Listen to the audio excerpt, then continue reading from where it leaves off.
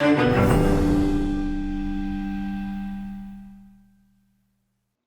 to Cerna Podcast Live, episode 7, the one where we talk about understanding CapIO and ATF. I really appreciate you guys taking the time to join us for these events, for actually coming out and participating. Speaking of participation, if you have any questions throughout this podcast, we want to hear from you right away. As soon as you have a question, go ahead and throw that into the questions module on your GoToWebinar screen. If you open that up and just type in the question, we may be able to answer it fairly close to when you ask the question, or we may end up getting to it at the end of the presentation, depending on how we're able to manage that. But either way, as soon as something pops into your head, make sure you throw that in, and we will do our best to get that answered for you. I am joined today by the incomparable Sal Costa. Sal, why don't you go ahead and introduce yourself? Let us know a little bit of your ServiceNow background and give us kind of a little bit of a high-level overview of CapIO. Sure, thanks, Tim. So yeah, my name is Sal Costa. I'm the principal architect of the products team here at Cerna Solutions. I've been working with ServiceNow for probably about 10 years now, since well before they were city names. And I'm also the guy that wrote the book on Jelly, and I'm pretty active in the community. I publish a lot of the ServiceNow tools, and I'm pretty active in the Slack and Reddit communities, so people may know me. CapIO itself is an automated testing platform. It actually predates ATF by quite a bit here, and it was really something that was born out of my feeling that there was a lack of an automated testing tool in the ServiceNow space. I have always regarded ServiceNow as real engineering, and I've always treated it that way. And every other aspect of engineering in the rest of the world, they've got an automated testing solution, built for that. Some are more general and some are specific, but I felt there needed to be one for ServiceNow. So I went ahead and built it, and really didn't have any idea that it would become this big, but I'm glad that it has, and that it's helping people. Great, fantastic. And so just so you guys know, excuse me, pardon me. Normally we do have our webcams on. If you guys are wondering where we are and why you can't see our faces, we had a little bit of a technical difficulty, but we actually have a lot of information that we will be doing on screen that will definitely give you something to keep your monitors on for, as opposed to just watching some talking heads going back and forth at this point. So definitely, do your best to stay with us. If you guys have any questions, as I mentioned at the top, throw those in there, and let's just go ahead and get started. So as I brought up in the first in the poll for anyone that was here for the first couple minutes, Sal, I'm trying to get to that next one there. Yeah, I think that we're still talking to a lot of people that haven't pulled the trigger on automated testing yet. We still are seeing a lot of people that are using ServiceNow that are still testing manually, either because they haven't seen the return on investment or the value of going to an automated system, or there's just too much of an obstacle for them, more than they were thinking. And Sal, can you go ahead and kind of explain? I mean, you brought this to my attention as we were talking about this. Can you kind of explain the relevance here? Yeah, so this is a comic from xkcd.com, who seems to have a direct line into the mind of engineers, but it's just sort of poking fun at the idea of approaching a task and automating it, and sort of just pointing out the reality that the dream often gives way to a lot more development work, and the whole automation task in general kind of becomes a sinkhole for that work, and you end up doing more work towards the end than you were in the beginning. So yeah, this one's a pretty common one that we see out there, and obviously definitely very apt and true. Yeah, and I think that this is a perfect example of why some people have looked into automated testing and not gone through with it, or just are scared to get started. I think it's because there is just that sense that there is still, let me pull this other part up, there's still a lot of investment, both financial investment and time investment in making sure that automation is initially set up correctly, maintained correctly. And these things, generally they still take more effort. You think you're just building a robot that will do everything for you, but you're not. And so there is sort of that blocking issue for a number of people. Also, the fact that tests will always require people. That tests are always going to. It's never going to be a hit the play button and it'll just run for the rest of time. As long as you're building something that humans are interacting with, you're going to need humans to verify that that thing works, let alone maintain the robot and make sure that it's working correctly as well. And more often, we're hearing people, and a lot of questions that we got before this webinar, we gave you the chance to kind of give us some, what your questions were on the registration page. A lot of people said they just don't know how to get started in the first place. And so what we want to do is we want to talk about how does ATF approach some of these problems? How does CapIO approach some of these problems? Obviously, we are the developer and vendor of CapIO, so we're going to have more information there, and we're going to obviously try to show you what some of those benefits are. But we also want to show you, help you make decisions on both ends. So first of all, let's talk about how are these two systems used. So Sal, obviously I'll throw this to you. What would you say ATF is doing well, and why do you think that people should be using that? Yeah, so yeah, but at a very high level, I think ATF would be great for system style testing. I think I've heard some people refer to it as unit testing in some contexts too, and that's kind of that's maybe a philosophical discussion as to the difference between those. But in essence, it's validating a piece of functionality at a time. Might be something on a form, client script, or UI policy. Might be something on the back end there. It seems to be built in a way that makes that very easy. And obviously, the system that they've built, that kind of mirrors a lot of what they do in ServiceNow, is definitely set up so that you can walk up and use it. We'll talk a little bit more about, I think, the UI later there, but the And approachability of it definitely makes it so that you can walk up and start to write these tests immediately, and they come bundled with tests, which I think is a good way to get started, and definitely gets the ball rolling a little bit. But that's kind of the limit of what I've seen ATF be able to do there. now, I do want to interject real quick, Sal. For those of you that are non-technical, non-developers, I'm trying to absorb this information. I'm here with you. I am your non-technical liaison to this information. So I'm going to be doing my best while Sal is speaking on his developer level, mostly to developers, to try and also fill this out a little bit more. So I don't want you guys to feel that you're intentionally being left out. We are going to kind of expand this into the business applications of what this information means. And if some of this seems a little bit head spinning in terms of, I know me personally, I've had issues trying to understand the difference between all of the different levels of testing and all the different varieties. We're going to break this down a little bit more as well. And I meant to bring that up at the top. But if you have questions, if something's going over your head, we don't want that to be the case. Just throw into the questions, what are you talking about? What does that mean? And we will definitely try to dig a little bit deeper there. But Sal, go ahead and kind of, I'll throw it back to you. I apologize. Can you go and talk a little bit more about CapIO at this point?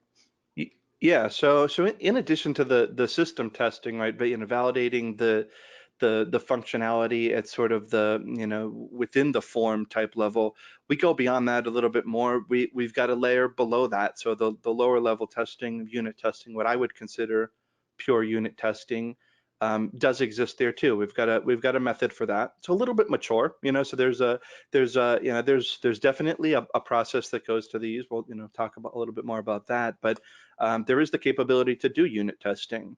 And then there's also the capability on the other side to do that end-to-end acceptance testing there. That's what most people do now. If you're doing anything manually, you're probably going in and testing a form end-to-end, and it's got all of the capabilities to enable that fully. There's always, well, as we'll see, there's always something that is kind of unique and special, and we made sure with CapIO that you're given all the tools to do that as well. Now, we actually have a question about are the bundled tests, quote, self-contained? And they reference that in ATF Quick Start that it depends on existing demo data in the instance. Is that something that applies here?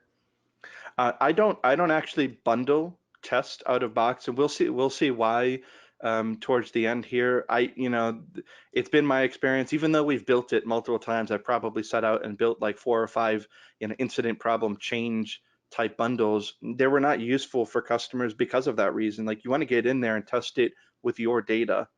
It doesn't work if it's out of box data, because you've added fields, you've added new things to it. So for me, I'd rather start clean, or start with a starter script that we can generate and move from there, rather than to have to customize and undo lots of things with an out of box test. So yeah, we don't bundle it in the same way, although the tests themselves would be self-contained depending on the type that you make, which you select from this list here. Okay, and this is something we're going to show off a little bit more directly, correct? Yeah. Okay. Um, Now I have another question. Are you able to do GXP testing and validation? I am not familiar with GXP testing or validation. If it goes by another term, I may have heard that. I haven't heard that one specifically, though.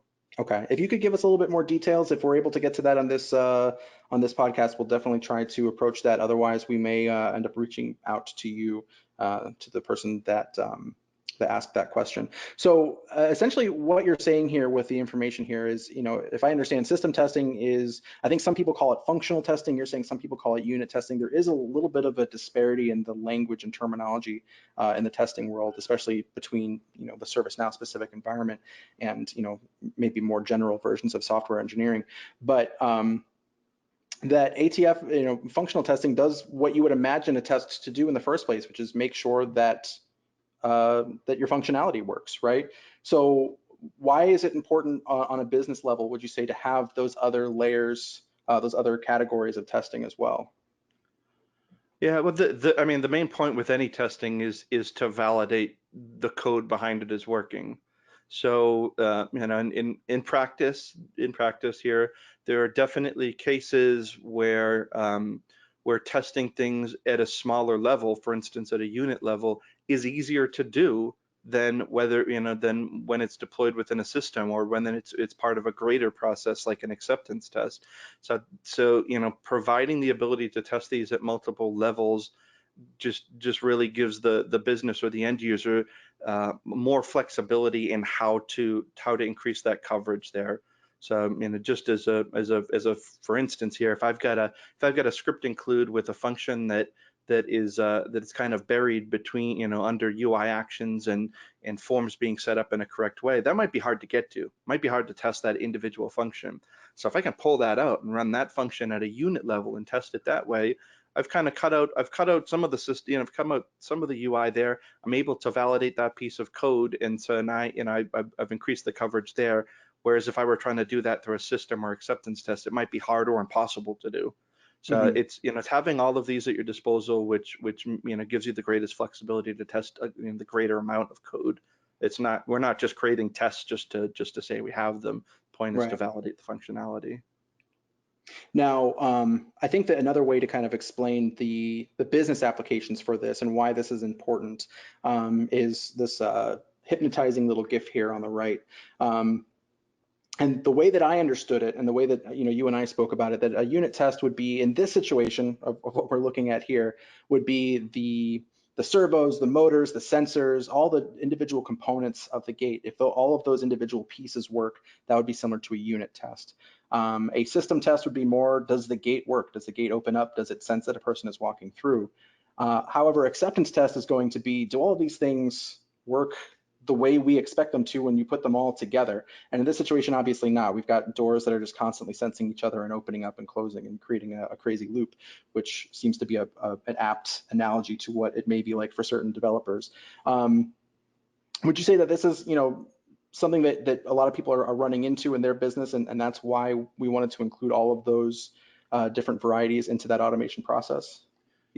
Yeah, there are definitely plenty of cases where that happens here. You need to, and in this case too, it's true of this case as it is in ServiceNow, that one of the most important things is the acceptance test. So even if we couldn't get the other levels of testing in there, it is still important to make sure that we've got this ability to replicate the exact business application in the real world. But testing those other components, making sure that those various features of the products here, and then the individual components work individually, is gonna, that's really gonna ensure that if we take this and transplant this in another location, that we're gonna, the quality will be the same too. So the getting that greater amount of coverage really is the goal here. And yeah, you've got to use a combination of these different tests to be able to enable that.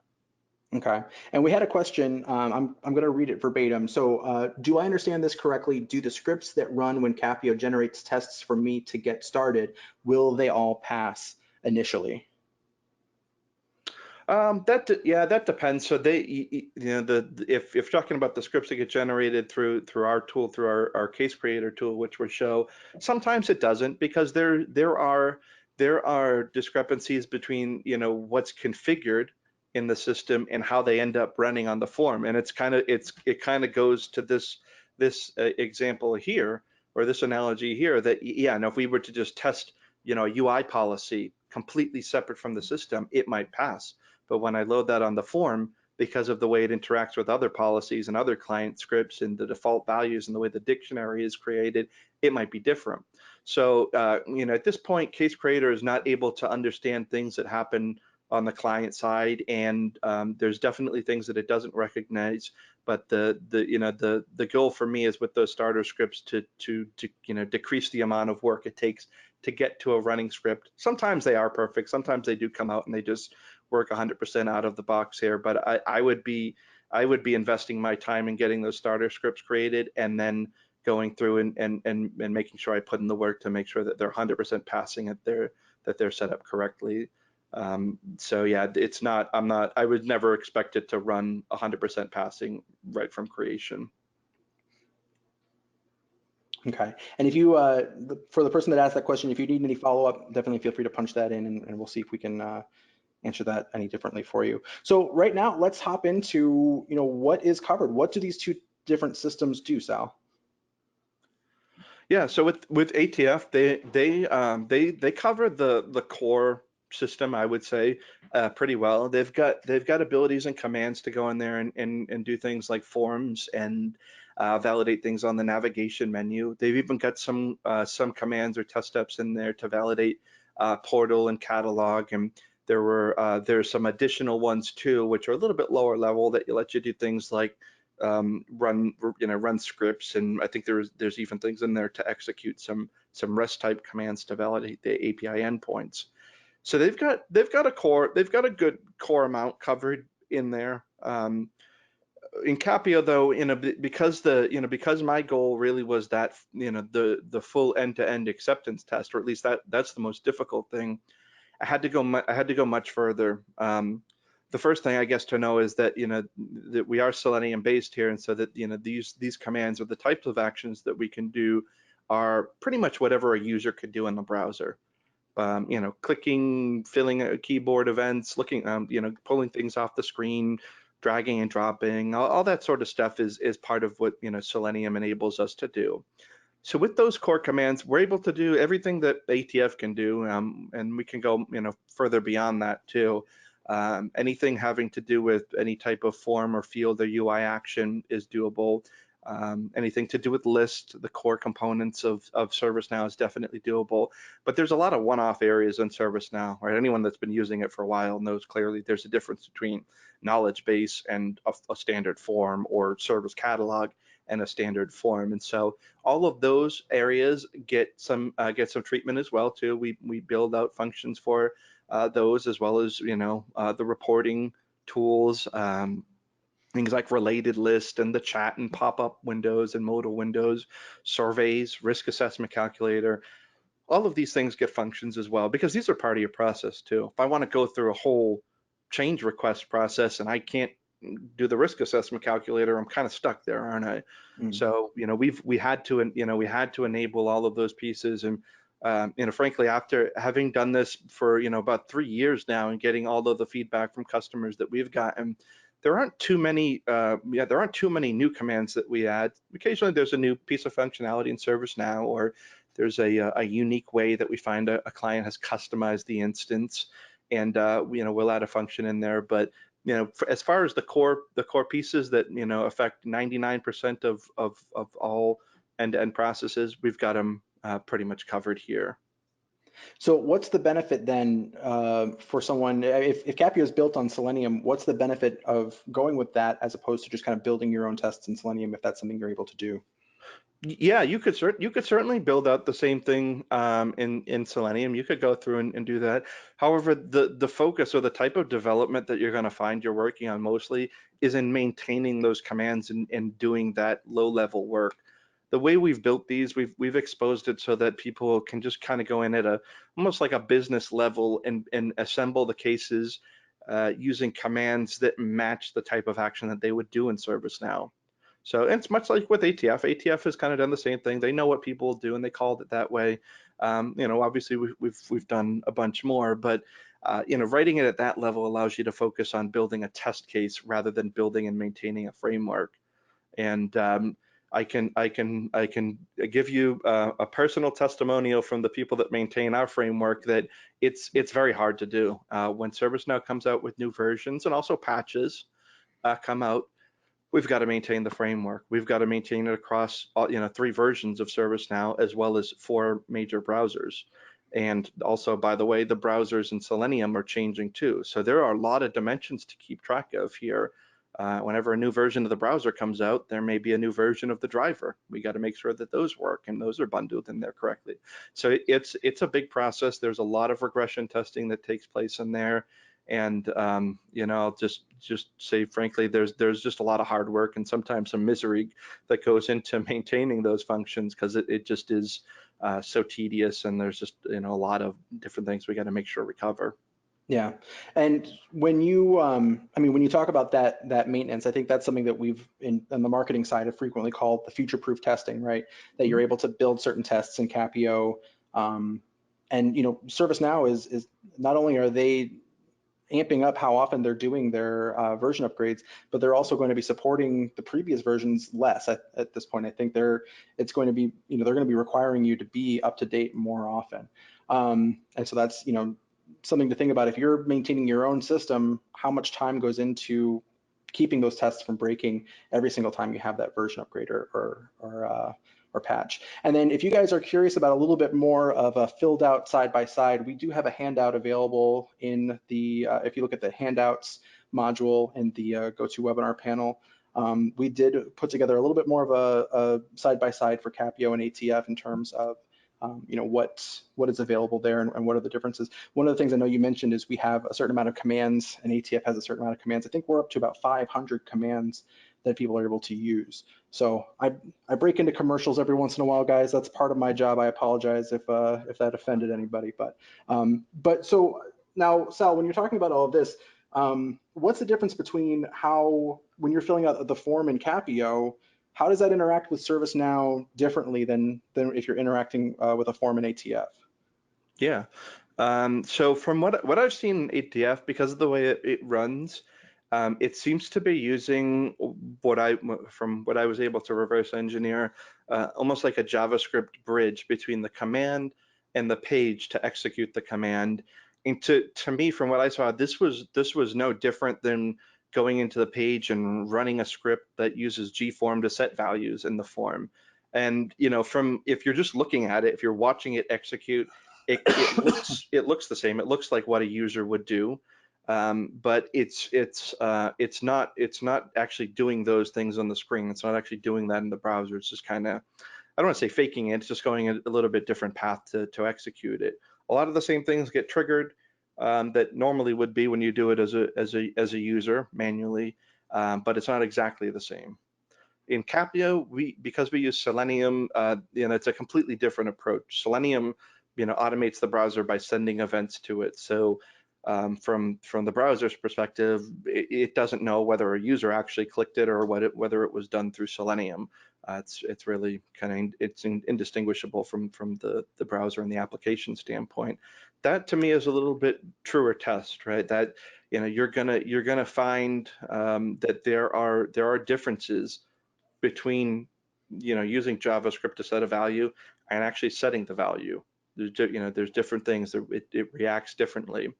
So and Yeah. what you're saying there is in one situation, if the test is JavaScript based, when it tests the code, it's just kind of testing the hypothetical of what that code should do, as opposed to if you're running it Selenium based, it actually simulates the action. So it's much closer to an actual human being actually performing that activity. Is that correct?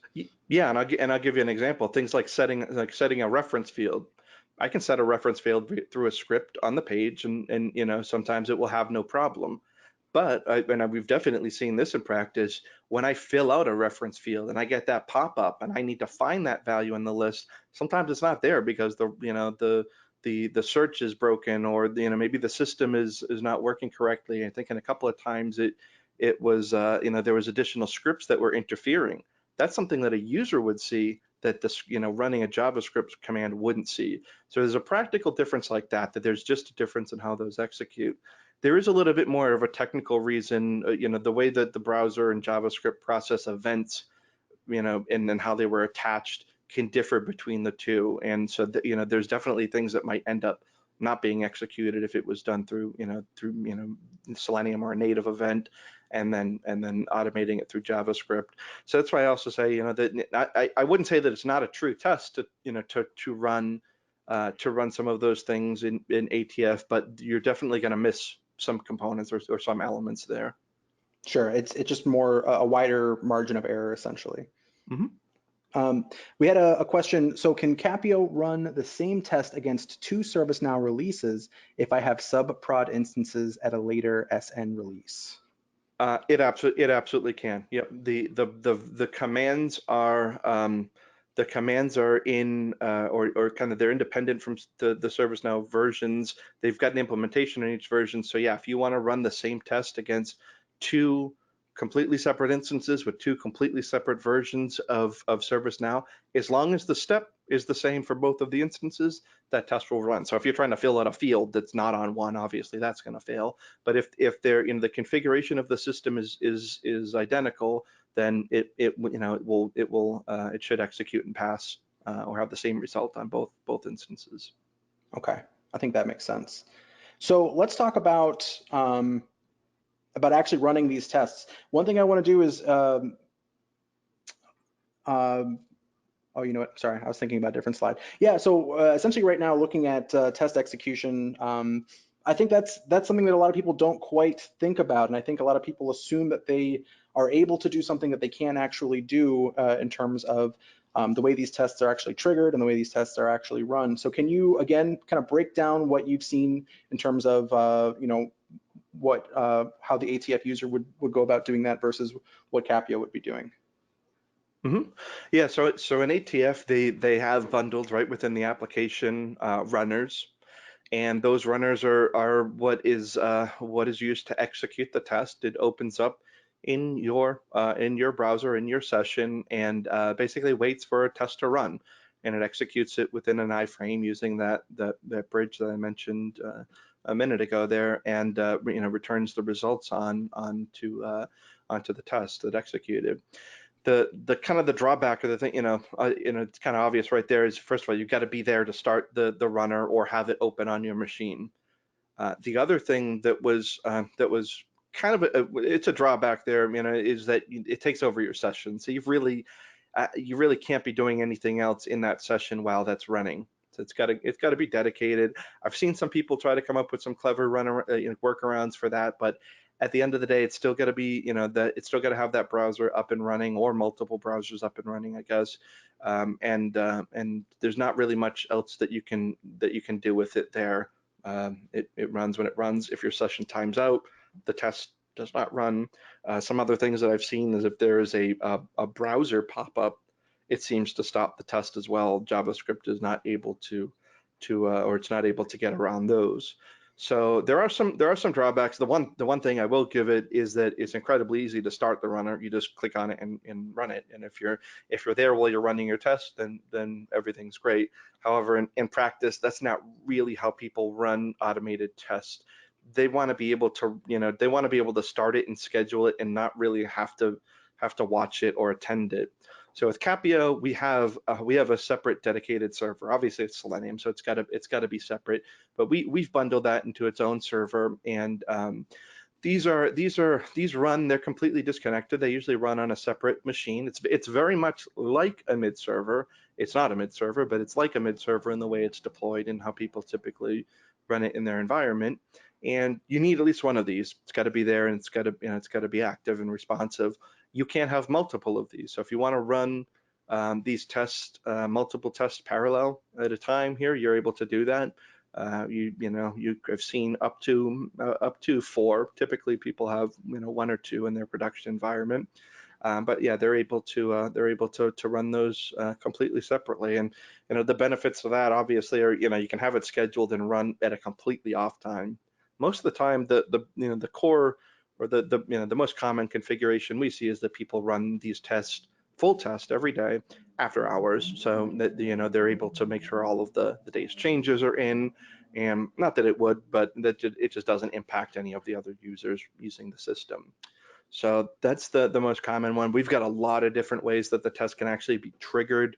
There's integrations with other systems, there's events and everything that allow us to trigger those, and the handling of the results is also automated within our system too. So it's a lot more robust system, a little bit more setup there on our side, certainly, and you need a dedicated server, but you just get lots more flexibility, and you're able to run it like a true engineering development pipeline.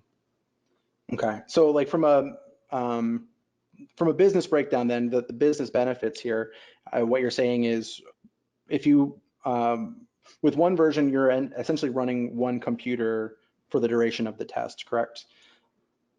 Like you would have to have one dedicated person, one dedicated computer running that test end to end. Yeah, so yeah, then it's pretty much what it looks like there. Yeah, you've got a dedicated machine, and it's that person's machine most likely, and it's kind of tied up, and that may take to get through everything. Like a full set of the test. It might take a day. It may take 8 hours, maybe 4 to 8 hours to run it fully end to end, which is pretty good. It's a pretty quick test to fully regression test an entire system. Um, but there's obviously, yeah, as I mentioned, there's all those drawbacks there. It's just not, it's not a good use of the person's time, and there's certainly other things that they would rather be doing there than watching that execution there. And of course, if anything breaks, they've got to be able to respond to it. If the session times out, they need to be there to resolve that. If there is the pop-up on the screen, they've got to resolve that. If anything else breaks for whatever reason, they've got to be there to resolve that and make sure that that runner stays active. CapIO, obviously, we can scale it out. We can have any number of machines there, and that's able to execute it in a target time that you get to. So if you need this to execute in a couple hours, you can get it down to that point. You can just scale out to meet that bandwidth there. If you needed to go quicker, you can certainly do that. And you don't need to have someone there watching it. You have it scheduled, and then you just look at the results whenever they come in. Sends you a notification, and whatever. So the end goal there really is that there's still some interaction with ATF that you need. Still, it's still something that you kind of got to sit and babysit a little bit here. Maybe the kids are a little bit older and they've got to babysit there. But with CapIO, it's fully unattended, and because of the scalability of it here, now you can talk about enabling things like continuous building. I want to run this. I want to run this whenever I commit an update set, which I might do several times a day. And there's all sorts of things that enables. The result there is that you're getting the test results quicker. You find out when there's a defect, typically within 24 hours, sometimes a lot quicker. So just to get to a couple of the questions that we've gotten in, how does multiple browsers affect each of those different systems? So if you are trying to get results for Chrome and Edge and Safari and all those different situations, how does that work on each side? Yeah, you can configure the test to use whichever browsers you want. So in the test setup, you'll say, all right, I want this to use Chrome and IE and Firefox, and you can even tell it the specific versions that you want to use. As long as those versions are available in one of the servers, it will execute. Typically, when you do that, when you add an additional browser there, it will, it will double the time it takes for the test to run. So if it normally takes 15 minutes, with two browsers, it will take double that time, because each server only processes one job at a time. It's the way it's architected. It's set up for that. There's a lot of technical reasons why we went that way, but it can do it. There's no problem with running them or anything like that. It does increase the time. So if you've got one server and you're thinking about two browsers, I'd probably add an additional server so that it stays roughly the same time end to end to test those things. And But you can automate each of those browsers sequentially, right? I'm sorry, what was the question? You can Oh, do them you're sequentially? you're able to build the multiple browsers into one planner suite, correct? Oh, correct. Yeah, absolutely. You can have multiple browsers in that suite. Okay. What about in terms of, I know that ATF has a batch mode. How is that different than, for running a test unattended as opposed to what CapIO does? Yeah, I mean, ATF definitely has the ability to run these things in a sequence. So there's no problem with, running a set of tests together at a time in ATF. But the same problems are going to be there. It's still going to be limited to what that browser is able to do. If the browser is not responding and their machine's not there, then you're kind of out of luck in that case. Okay. And just so everyone knows, if I'm ignoring your question, it's possible that I know that we're going to be touching on that information later in this presentation. Or we may just need to get to it at the end. I will be running through a few of these. So we're getting a lot of questions coming through. I'm trying to work them into conversation right now as much as possible. But why don't we right now actually take a look at each of these two different systems right now. So we don't need to spend a lot of time on this slide because I know we want to jump into the demo. But can you kind of give us the breakdown, Sal, of what you see here? Yeah, so at its heart, the ATF interface is GUI driven. Great thing about that, like I said, is anyone can pretty much walk up and use it. You click the test, and it kind of guides you through all of the steps to implement what I would call a command, or what they call a test step. They've got the pickers for the values, so you can't really put a wrong value in there. You're going to be restricted in what you can choose there. And so that's pretty nice in terms of setting the system up there too. And obviously the system knows how it's configured, so it kind of prompts you in the right way for those things, which is pretty nice. CapIO, on the other hand, we're all script based. So on the core, the core of our forms is a test script. It is JavaScript based, so your devs and admins really already have the technical abilities to use a system like this. But we felt that the script gives you the most flexibility. And it's JavaScript, so you do have all of the abilities and advantages of the language itself. So if you need to do things like create a loop, or manipulate strings, or work with dates, or do conditions and stuff, that's all available within the CapIO script as well, the script field as well. But we did kind of identify pretty quickly that getting started with the script, or letting everyone in an organization contribute to test writing, just a script field alone was not going to be the final solution for everyone there. So instead of creating or customizing that form, we came up with different ways to build or generate the script. So of course you've got the ability to write it from scratch, and like that, for a developer, I think that's the best solution there. You get the ability to write it there, and if you're proficient with coding, that won't be a problem. And you also get the benefits of like code reuse. So if you're writing two test cases and you've got one that is 99% similar to the one you just tested, but just with some different values, you can easily copy and paste it. Or we've even got abilities to ingest data to configure and drive those tests. For those people that are not scripters, or for those that are kind of new to the system and want to just get their feet wet with learning the commands, we do have a recorder that's a browser extension that lets you point and click and generate those scripts. In addition to those, we've also got a case creator, which I mentioned at the outset there, that lets you generate what I would call like the starter script for many of the cases. We've also got a behavior-driven development interface for those companies that have opted into BDD to to augment that form and use that as an input method as well. So we're trying to give a whole spectrum so that lots of different people can sort of do the same idea, walk up and use it, but we want the end result to be script based so that it's flexible and has all the benefits of code reuse and everything at the heart. Okay. So can you go ahead and hop in and kind of Yeah, show us around both yeah. systems? Yeah, so let's look at an ATF test case here first. Let me zoom in a little bit so that people can see this a little better. So ATF too. The other great thing is just it's almost always just enabled in the instance there. And when I want to create a test for this one, yeah, it's pretty straightforward. I come in, I define what I want my test name to be. But just for example here, let's do create a basic incident. And I just save it here. After this reloads here, we'll get what they call the test steps, and I can start dropping in the individual commands to do this automation. So if I want to, for instance, I'll want to start by going to a new form here. It's going to drive me through all of the wizards and dialogues to do that, which again is as a beginning user, that's really nice here. The one drawback here that you can see is, we're limited to ServiceNow forms, and occasionally here, depending on the system, these can kind of get in the way of themselves here. So I do have to wait for this to load here.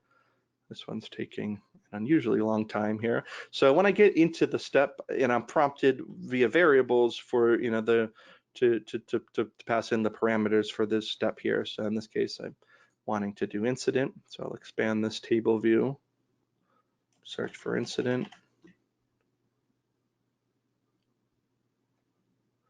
Okay, here it is, and I've submit. So I've created this command. This is that's how I go about adding these steps here. So I'd continue in this fashion here, defining and setting these steps up here.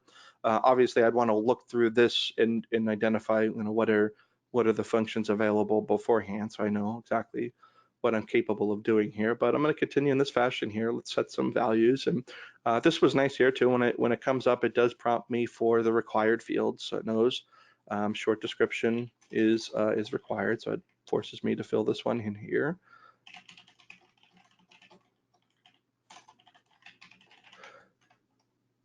Okay, let's prompt these values here. We'll use my good friend Able Tutor here, submit that. So I've gone through, I've set the field values now. I want to save the form here. And in this case here, it has a submit form here. Sometimes we want to do a specific UI action as well here. So I may come in here and look through what UI action I want to do. I like to do the save. It's just something that's kind of been baked into my process forever, so I can stay in that form here. But if I'm on incident here, I want to do a save function here. Okay, well, it's giving me that and a bunch of other options here. So I think it will be that one here. Let's just go ahead and risk it. I'll pick that save there. I think that's the correct one, but I'm not sure. And then finally here, let's do a quick validation so that after it saves, we know that the field has taken here. I've got a business rule which should put in some values or append some values in the short description. Let's validate. Oops, I'm sorry, I picked the wrong one here. Let's go back. Validate field value.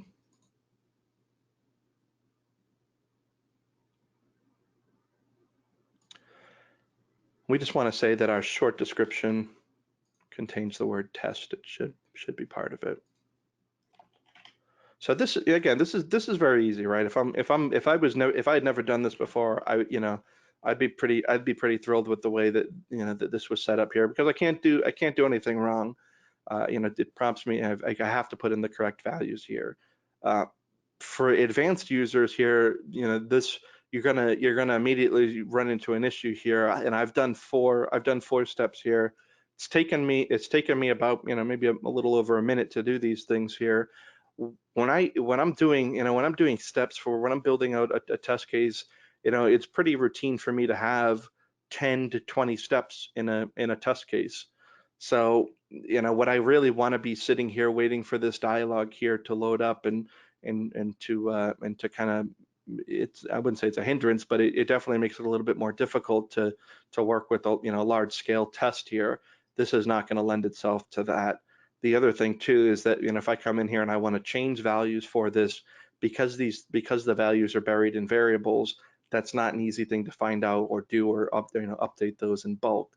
So we've got, there are some issues here. The Pro, very easy to use, can just walk up and do it. I've got templates, so I can drop a lot of these commands in. But at the end of the day, I'm going to have to go through and configure these, and that's where some of the drawbacks of the forms and ServiceNow sort of present themselves. So real quickly here, let me do the same test here. Take some of the same actions here, and let's write it in CapIO here. And this is our CapIO mini tool. When I write tests, I usually start in here because it allows me to play them back, and it's also got all of the autocomplete and everything that I need in here. But opening a new form. So in ATF, I went through, I selected the action.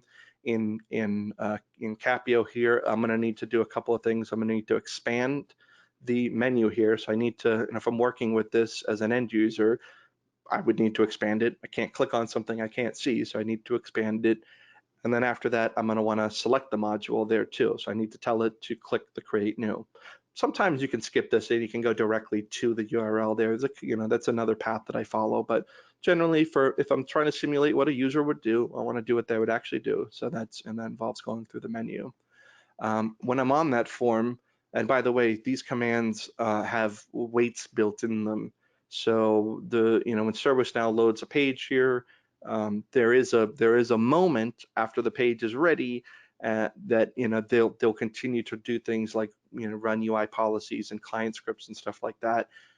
That affects the page, right? Everyone on the call has probably been annoyed that a page looks like it's fully loaded. You try to interact with it, and then the page continues to do things there that make it unresponsive. When that happens, if the automation is trying to run, it will fail. So we need to wait the proper amount of time. But in this case here, we'd set these values, right? This is what it looks like to set a value in CapIO here, and I can do this. And changing these are just strings. Obviously, I can replace these with variables in JavaScript as well, or do whatever I need to do there. Saving. So in this case, I wanted to do UI action to do that in the context menu. So I click save there through the context menu. I wait for the page to load. There's my smart wait, and then I do the validation here. So I kind of cheated here because we've got some time constraints. I did this, but this would probably take me a minute to write this. Now the benefit here is that when if I've got that same test that I need to do a moment later that is slightly different, I just need to populate a different caller. Now I can just quickly reuse this code, and I've changed this, and I've got 90% of the case already done there. So it just takes me a few seconds. And I can even bundle these up and create my own custom functions to make it even easier. So there are some huge benefits of using the script there.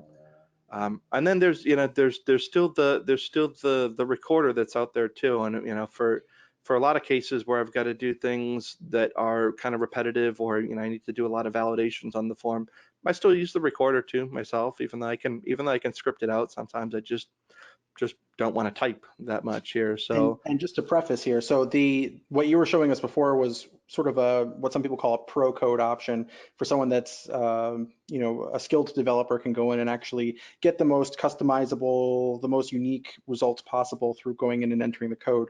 But what you're showing here now with the recorder is something a little bit less technical, something for more of an average user, or maybe a business analyst to go in and create those tests, correct? They definitely, and yeah, anyone that can use ServiceNow will be able to use the recorder. I kind of backed away from calling it pro code or low code or no code, because there is always code there. There's always code behind this which is flexible. And by the way, I've seen non-developers get into CapIO and be able to build those tests. It's more, if you can translate those commands, you can build it. So I've seen non-developers come in. I specifically had someone tell me they were not a developer and they didn't want to do it, but they figured it out, and they got pretty good at it towards the end. So yeah, I've backed away from it. I call it advanced. It is an advanced way, but I wouldn't say that it's something that a junior developer couldn't grasp or anything like that. It's definitely doable. So let's replicate that same test in the recorder here. To just capture these events, I'll just turn on the recording by clicking that command there, that button there. But I'll just go about the how I normally would fill this out here. I go through these commands, I've expanded it, I've created click new here. The page is loaded, so I'm going to go ahead and fill out my fields here. So able tutor. As I do these things, these commands are getting captured. Actually, it captures a lot. It captures everything that's even said on the form here. So there's going to be some things I need to clean up here. And then let's go ahead and set the short description and save the record. So here we can see that this has definitely been the quickest of all the methods. It's 1x, right? It's as fast as I can do it, and or the browser will allow me to execute these actions. And then if I want to validate quickly that display value, I can go ahead and drop that in here and turn off the recording. Now I just want to remove any of the steps that I think may have been captured accidentally here. So the caller for the location field. We'll remove those there. So it's now it seems like it's pretty much set here. I can toggle into the code view, which gives me pretty much the same view as what I created before here. Mhm. Gives me these commands here, and now I can take this and copy this script and bring it into the app, or I can run it in Mini just to make sure that I've got these steps right.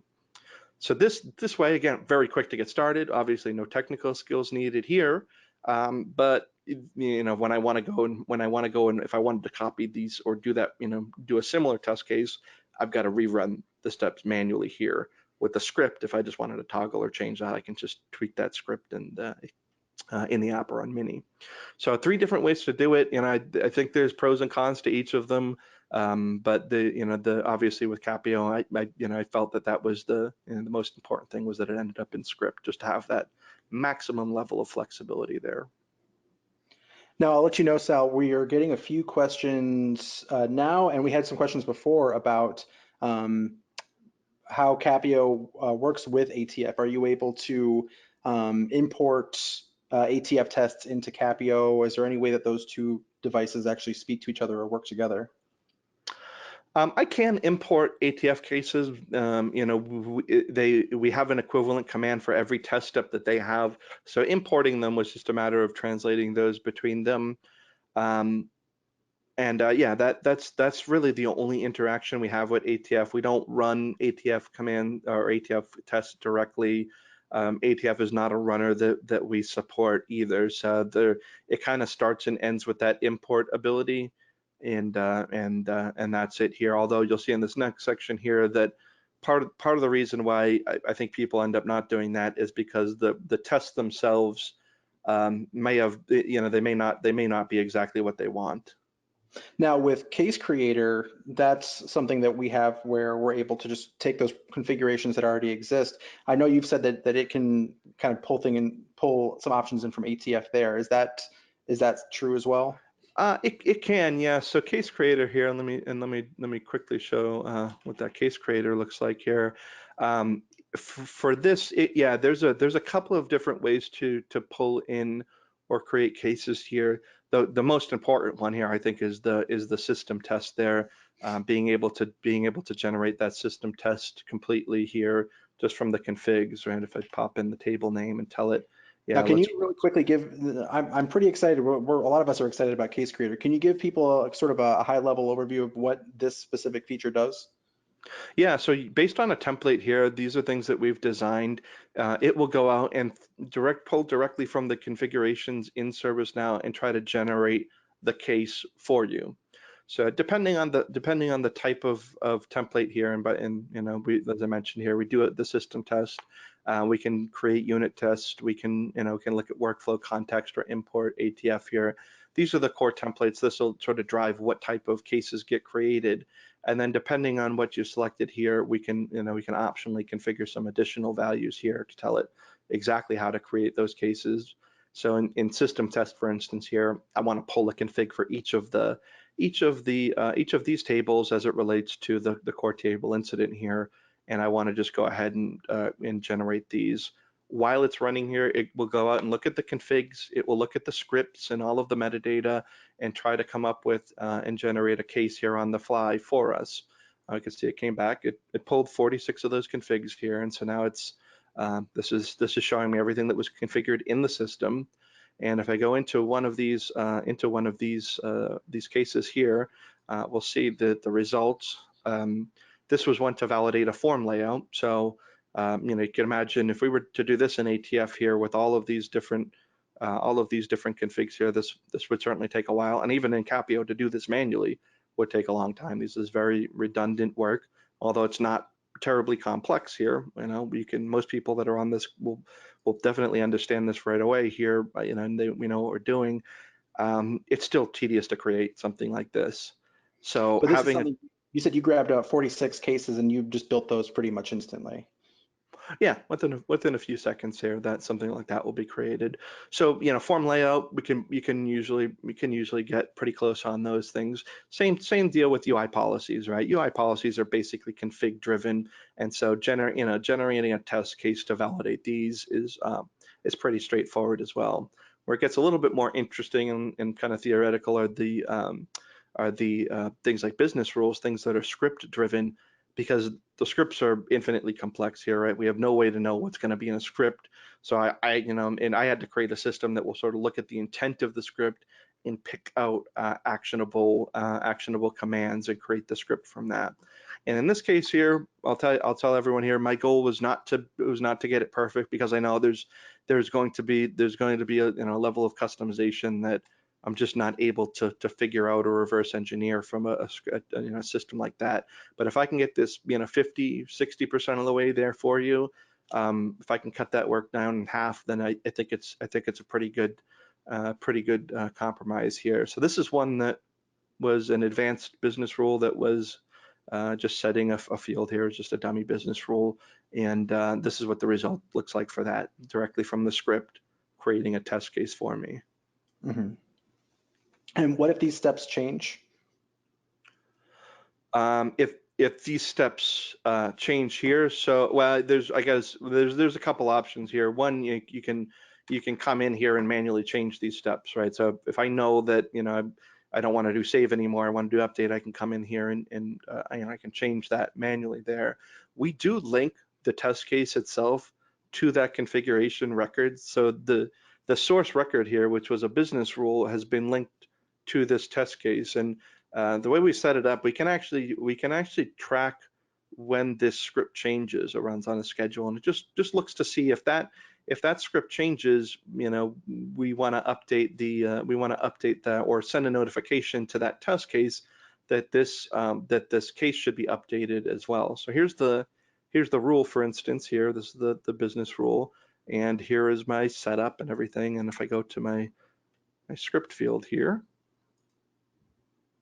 give it a second to load. Here's the script that it pulled that out of, and it's set active to false. Let's just say we wanted to set this to true and update this. Now there would normally be a scheduler that runs through and tracks this change and alerts me on this business rule, but the end result for me is I could come in here and I could manually change it, or if I really wanted to, I could just hit this regenerate test case button or link there, and that will go out, look at the new configuration, and pull back that newly generated script for me, and we can see that that's reflected here.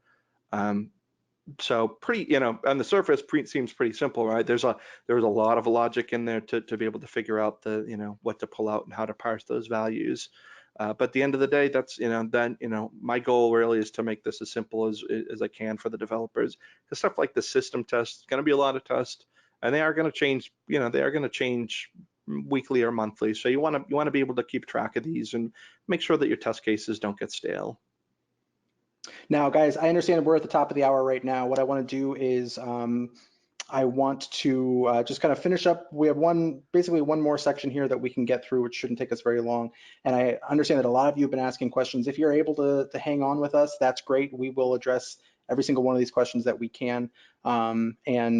If you need to drop off, we understand that too. We will be sending out this recording to everybody. You can also find it on our YouTube page, or if you follow us on LinkedIn or any of the socials. Twitter is the other one that we really use very often. We do post some of our activity on there from time to time. So if you have a chance to follow us there, that would be another way for you to see some of this type of activity that's happening. But as we said at the very top of this, one of the things that people have a problem with is just understanding the logistics, just getting started with ATF and getting started with CapIO. So can you address really what are the differences for someone that wants to get started on either one? Yeah, well, I mean, with ATF, you've got everything that you've got everything that you're going to get started here. I think the approach with ATF for me, if I, if no other tool existed, would be to just identify what type of what system tests I can create. There's going to be some limitations there. I can't do everything that I want to in ATF. There's going to be some configurations that are just not able to be testing.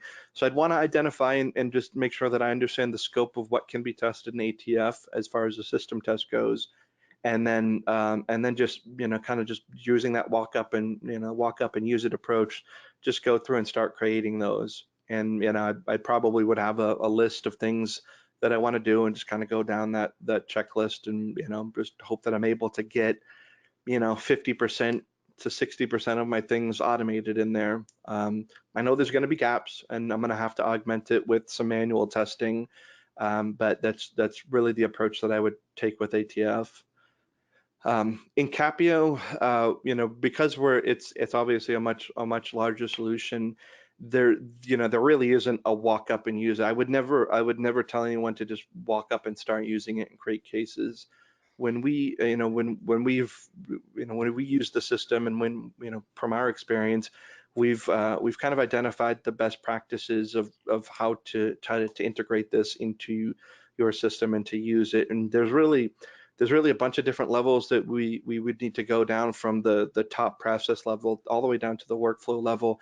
And we've identified those through, well, to be honest, from doing it and using it and seeing what works and what doesn't work. We've been able to find out, the best strategies for each of those levels, and we've built a methodology around that, what we call 360 testing, or 360 methodology. We do that, and when we onboard people, we try to show them that process there. Of course, it's going to adapt to whatever people are doing. So if people have an opinion about what they want to do, we can adapt to it. There's no problem there. But for those that don't really know where to get started, we certainly have recommendations for that. And the tool supports the tool supports that process. I try to make it open and integratable into anything. And so we have our recommendation, and we can adapt it. And just to give you the flow of what our methodology looks like, it starts with the testing process, which is, in my opinion, no different from any other business process. You wouldn't just go in and turn on incident and deploy that and have people start using it out of box. You want to understand it, and you want to understand the philosophy behind it. That's why we have business process workshops and stuff like that.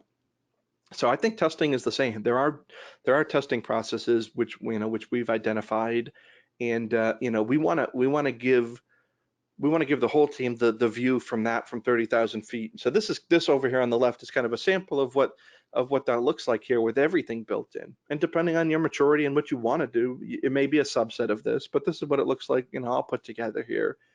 And so this is what would be high level, and this would also all dictate how testing integrates with other business processes. How does this affect change or release or SDLC? And these are things that we can talk about at a higher level. Independent of that, and kind of underneath it, are the testing strategies for each of the individual levels. So an acceptance test is not the same as a system test or as a unit test. They all need their own unique strategy: the who, what, where, why, and when of that testing. What are the inputs? What are the outputs? When should we consider it done? How are defects remediated? Those are all things that need to be discussed up front. The tool can be augmented to support those, and really, it does support a wide variety of those. And underneath that, now that we have the philosophy, how do we actually go out and organize a test plan? Clearly, if you saw from Case Creator, I have a recommendation that usually, just my description of it is enough to bore people, but there's a lot of detail just in the test plan. Keeping those organized is really important, because if you can't find it, if you don't know what's where, just builds up this anxiety about automated tests. And once you get that, really decreases the confidence in the test. So having those nice and organized and having a plan is really important. Below that, how do I design the actual cases? What do those look like? I've definitely seen this when we onboard people. We do show them our I think there's about 30 or so patterns that are really repeated in a lot of cases. And so we show people those and, understand how to use those. And then finally, at the lowest level here, and I know I'm getting this is going to be more technical for than most people want to get into, but there's a particular workflow for how we build these things, from the tools that we use, CapIO Mini, which we've built, or your text editor, and the whole workflow. I've got a recommendation on how I do it. I even show people, how do I lay out the windows and switch back and forth so that I know that you're working the most efficient way. Each of these has each of these has a purpose, and there you can definitely go into this ad hoc and start to build tests. But I will tell you that almost everyone that I've seen, whether it was manual or automated, whether it was ATF or another tool, if you don't have a plan, it's most likely going to fail. You need to know what you're doing. You need to have you need to have something that you're working off of, even if it's just an Excel spreadsheet with things that you want to automate. Have some sort of plan. And here our methodology is everything, and you can kind of pick out what you need from this, but definitely don't just go into it blind here. Have some sort of process, and these are all the levels that we've identified. Great. So what I want to do right now, Sal, if you have a few more minutes, I do want to try to grab some of these stray questions that we weren't able to answer right now. We had a lot that came in the last 10 or 15 minutes. So if you guys are still on with us, thank you again for giving us your time. Otherwise, if you've dropped off, and hopefully you're listening to this on a recording, we're going to get to your questions right now. So one question that we had is, how do you parameterize the data in the scripts? Yep. So within our system, we have what we call the shared context.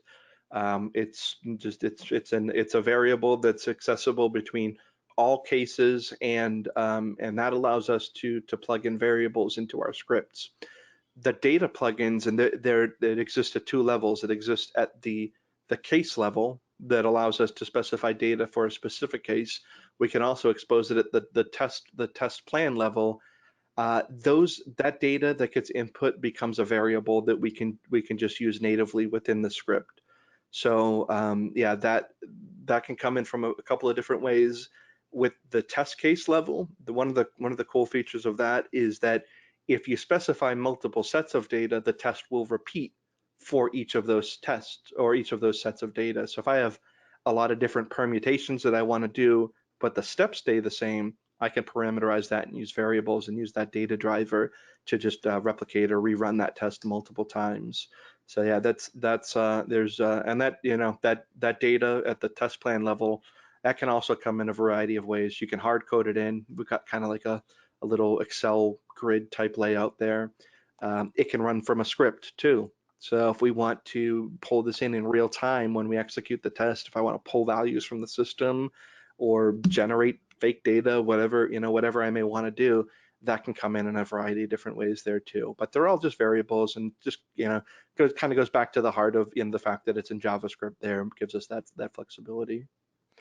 And how are the case generator or the case creator cases defined? Are they defined dynamically, or is that something that is controlled in a configuration that CapIO manages? Sort of both. There, it is dynamic based on the configuration of the system. However, it definitely follows more or less a pattern. So each of the types, every type of configuration in ServiceNow, what we found was there was a best practice for testing that type, and the pattern is derived from that, and it adapts slightly. So it knows, if a business rule can only run on insert versus update, it knows how to toggle, and it will change the test slightly based on that fact. And the other conditions can drive that as well. But more or less, it's that pattern. It wants to find the conditions for the test, and then it wants to find the actions for the test, and it assembles the correct ones based on the type that it is, UI policy versus business rule, so on. Mm-hmm. Now, we had someone that said they were trying to build some API tests in Selenium, but they weren't able to do so, and they were curious if CapIO had the same difficulty or if it was able to test APIs within that platform.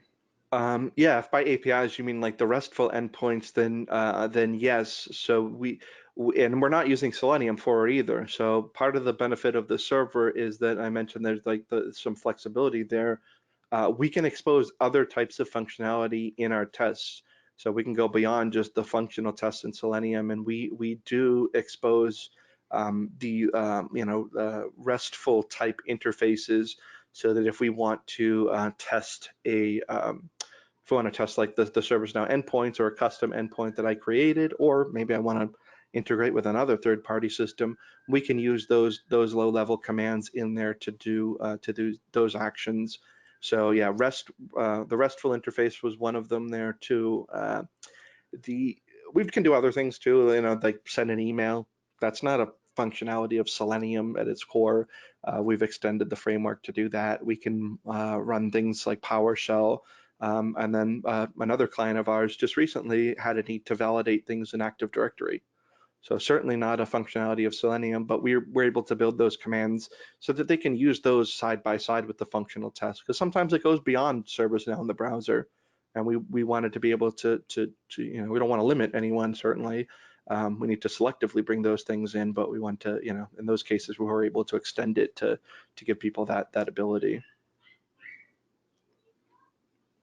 Okay, great. Well, guys, I'm going to probably call it right now. It's about just close to 15 minutes past the hour. We appreciate everyone that stuck around with us. If you did not get your question answered, but you have a burning desire to scratch that itch, let me know. You guys can email us directly at what you see on the screen here, and let us know that you have that question, and we'll be happy to follow up with you. Or like I said, you can follow us on our social media, LinkedIn and Twitter, and contact us that way, and we'll be more than happy to interact with you and get you all of those answers to those questions. But Sal, thank you so much for being generous with your time talking about ATF and CapIO today. Thank you to everyone who joined us today. We appreciate it as always. We will be sending out this recording in early next week to your email, so definitely make sure to check that.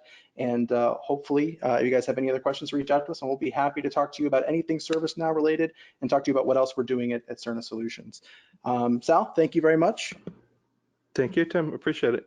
All right, everyone, have a great day.